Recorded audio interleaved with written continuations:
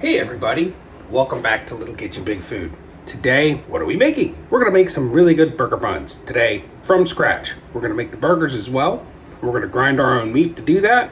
So I'm gonna bring you along, show you how to make burger buns that will smoke in and out. Habit, McDonald's is garbage, store-bought is crap. These are the burger buns you wanna make.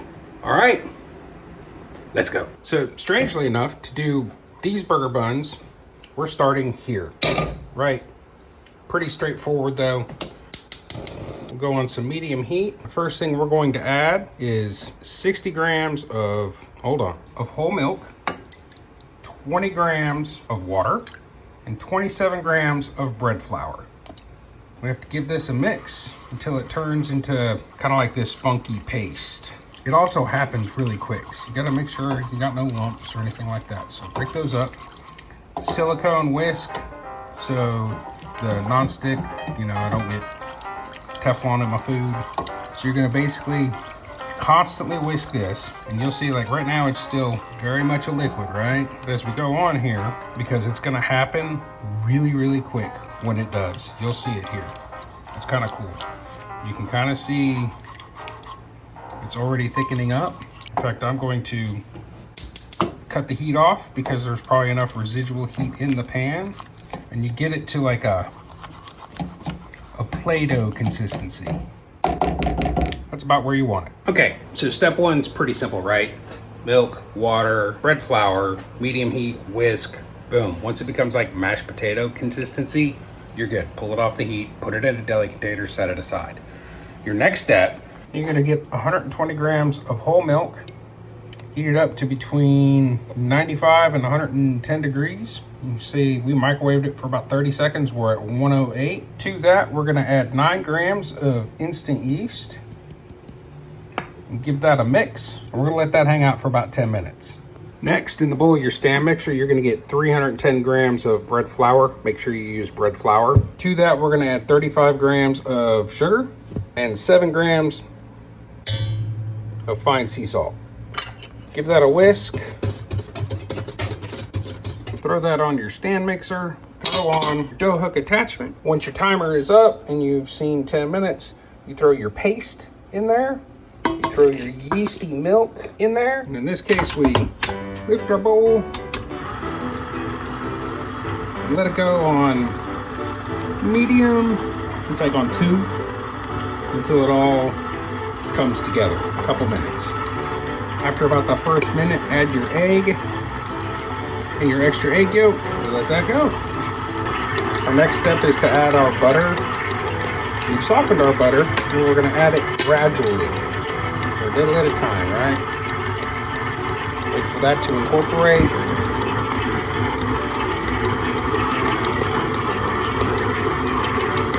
And we'll add another.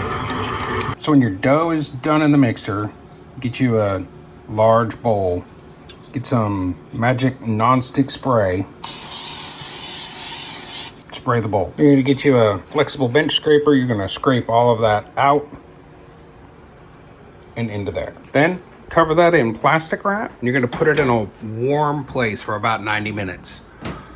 My suggestion, turn your oven light on. Not the oven, just the light. Throw that in there and let it go for 90 minutes. After it's doubled in size, pull your plastic off. Punch it down like so. And then we're gonna divide this up into 8 equal pieces. So you've got your 8 equal pieces. They're all roughly 75 to 80 grams. Cool. We're gonna form these into balls. We're gonna put them on that parchment lined baking sheet. We're gonna put another sheet over it, and we're gonna let them chill out for about 2 hours on the counter. Just gonna make a claw, but your fingers and your palm are all touching the work surface. Boom. So you take those, sheet tray, right? Take a second sheet tray, boom. Now you wait 2 hours. Guys, the second tip in making really good burgers is you need to grind your own meat. So that's what we're doing. This is a ribeye, and we're gonna cut it up and put it in there. It's gonna come out there. The process is pretty straightforward.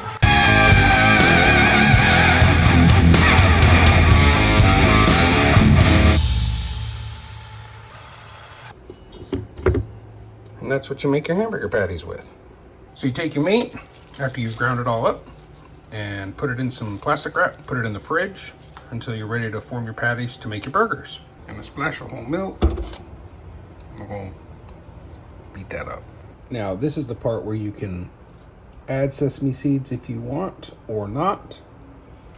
We are not. Now we just preheat our oven to 375 and pop them in the oven.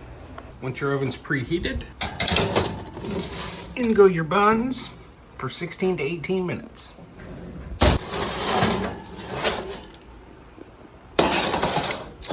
We're pulling our buns. And the last thing you do, paint them with some melted butter, like so. Now, you may be saying, oh, these dark spots. Yep, there's some dark spots. That's where a little air bubble was, right there, right there.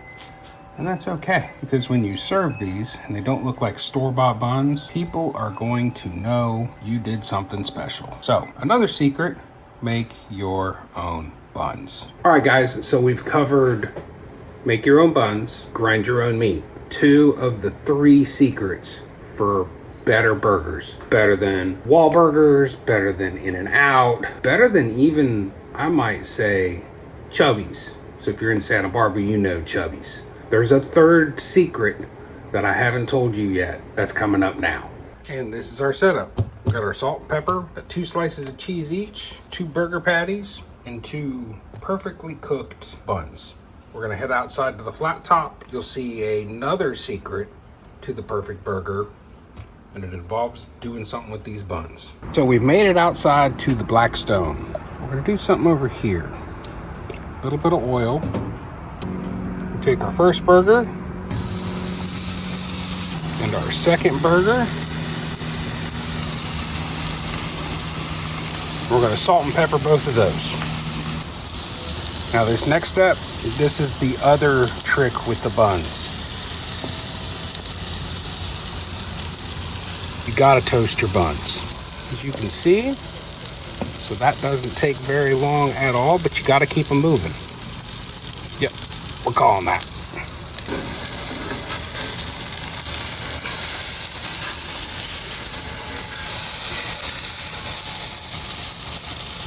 Give those about another 2 minutes. And the nice thing about this Blackstone, all right guys, so our final trick comes in the form of seasoning. You have to season your tomatoes. Salt and pepper both sides. See? Salt and pepper both sides. Onto our burger. Some Japanese mayo. If you've never used this stuff before, it's a little different from regular mayo. It is not salad dressing, it's mayo. Add just a little bit of mustard if you like. I don't put ketchup on my burgers because I've got tomato. Why do I want liquid tomato?